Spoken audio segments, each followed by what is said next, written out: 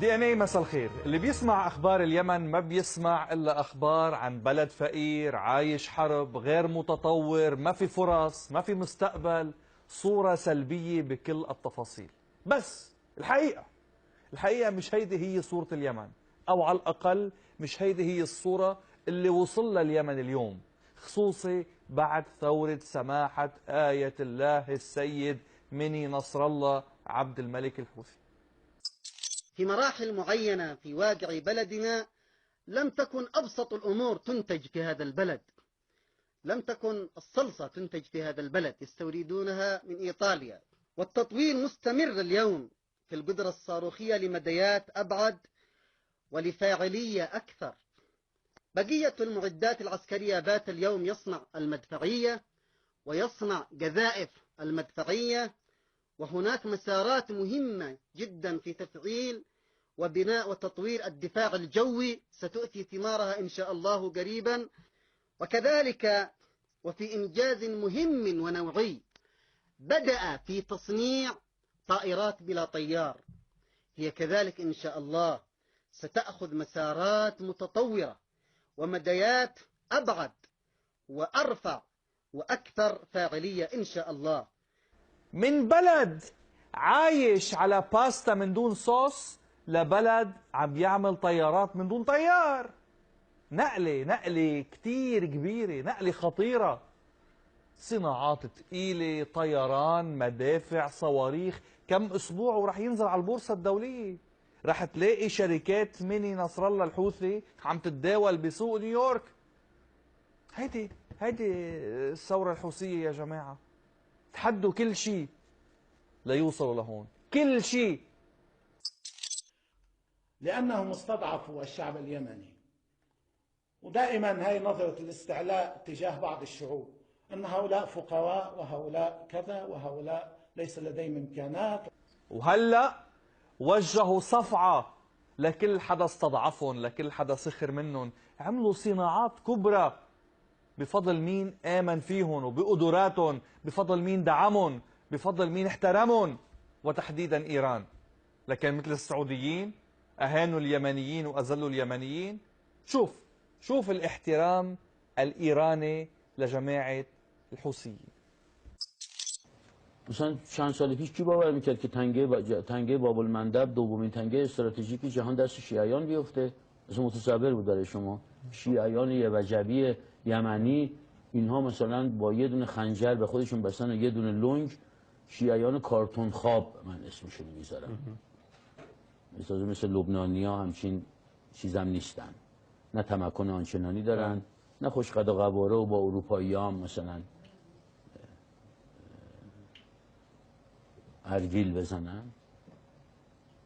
کارتون خواب، شیعیان کارتون خواب در تنگه باب المندب. پیروزی بزرگیه. شعر عن اليمني، عن المواطن اليمني، عن الإنسان اليمني. أقزام، شيعة الشوارع. الحج سعيد قاسمي شاعر كبير. هيدا مديح، ما تفتكروا تقليل من قيمة اليمني أبدا. هو بس عم بيعطيك صورة ليقول لك انه هول الأقزام ولاد الشوارع. ليك شو عملوا؟ ليك شو عملوا؟ ليك من مكاسب وثمرات هذا الصمود الأسطوري العظيم يكتسب مقاتل هذا الشعب وأبطاله في الميدان الخبرات القتالية العالية، ويحققون نجاحات كبيرة. لولا هذه النجاحات لكان العدوان حسم أمره منذ البداية في معركته في هذا البلد. في صمود أسطوري في اليمن. جنرالات العالم اليوم اللي عنده شوية فهم عسكري لما بيطلع أمام ما يجري في اليمن بيفهم جيدا أن ما يجري في اليمن أسطورة، معجزة حقيقية يصنعها الشعب اليمني والشباب اليمني والقيادة الشابة والشجاعة والشريفة في اليمن. معجزات، انتصارات جبارة، ناس أنجبوا أبطال وكونوا خبرات لوحدهم، واجهوا أكبر الجيوش بالعالم لوحدهم، انتصروا لوحدهم، مسكوا المواقع الاستراتيجية ببلدهم لوحدهم. من اگه جای نظام جمهوری اسلامی بودم مگر چی که خوبه برای رد گم کنی که بگن که آقا اصلا کی بود من نبودم دستم بود به ما چه، یه سری یمنی زدن یه جایی گرفتن به ما چه، حوثی‌ها ما نیستیم. ولی کی نمیدونه وقتی تو مجروحش داری بیمارستان بقیت الله داری چی میکنی، سعید قاسمی هم داره باشون عکس سلفی میگیره. اللي ما صدق من شوي قد ايه ايران بتحترم الشعب اليمني هلا عنده مثل تاني، نموذج تاني يقيس عليه. عمليا شو عم بيقول لك؟ عم بيقول بدك تقول لي هلا هول الاقزام وشيعه الشوارع بحسب تعبير قاسمي هن اللي ماسكين باب المندب؟ قوم بقى. ايران ماسكه باب المندب، يعني احتقرهم اولا من حيث المبدا باعتبارهم ولاد شوارع، ثم احتقرهم ثانيا باعتبار انه اكبر واحد فيهم كذاب ومهرج. الحوثي بيقول هيدي انتصارات الشعب اليمني. بيطلع جنرال بالحرس بيقول له ليك ما عليه خليه يحكي، بس كل الناس بتعرف انه الانتصار هو انتصار ايران. جنرال يمني، يعني حيقولها حدا تاني الدعاية السعودية المغرضة ما بعرف شو الكذا. طلع جنرال ايراني قال لك حبيبي كل الناس تعرف نحن لاقطين المنطقة، نحن لاقطين اليمن وباب المندب تحديدا. مع ذلك ليست المسألة نهائيا مسألة نفوذ لإيران في اليمن ولا هيمنة لإيران في اليمن، ومشكلتهم في اليمن والله ليست مع إيران. إيران هي هناك دولة إسلامية كبرى، إذا كان لهم معها تصفية حسابات أو عندهم ضغائن عليها فهل يجرؤون على أن يتحركوا باتجاهها في أي موقف؟ صادق البعيد صادق. هيدا نفس الزلمة اللي بده ايانا نصدق انه عم يعمل طيارات بلا طيار. ما بيمون يكذب باسم الايرانيين، مش يحكي الصدق.